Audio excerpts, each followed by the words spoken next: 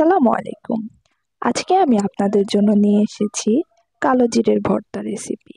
কিভাবে একটি পারফেক্ট কালো জিরের ভর্তা বানানো যায় সেটি আজকে আপনাদের মাঝে শেয়ার করব। কালো জিরের ভর্তা বানানোর জন্য একটি কড়াইতে কালো জিরে দিয়ে ভালোভাবে ভেজে নিতে হবে।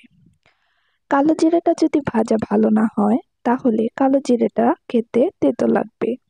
যদি ভাজা বেশি হয় তাহলেও তেতো লাগবে, যদি কম ভাজা হয় তাহলেও তেতো লাগবে। যদি একটি পারফেক্ট ভর্তা বানাতে হয় তাহলে কালো জিরেটাও পারফেক্ট ভাবে ভাজতে হবে।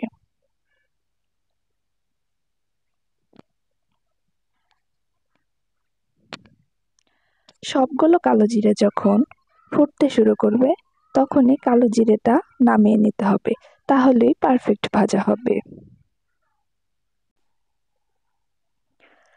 কালো জিরেটা ফুটতে শুরু করেছে, এখন আমি নামিয়ে নেব। এখন আরেকটি পাত্রে সামান্য তেল দিয়ে রসুন এবং কাঁচামরিচ দিয়ে ভালোভাবে ভেজে নেব।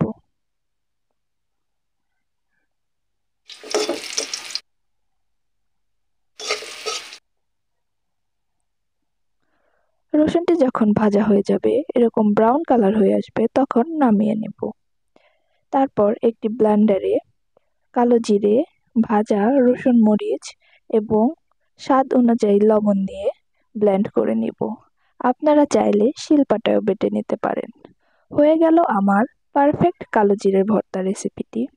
আমার ভিডিওটি যদি ভালো লেগে থাকে তাহলে অবশ্যই আমার চ্যানেলটি সাবস্ক্রাইব করবেন। ধন্যবাদ সবাইকে।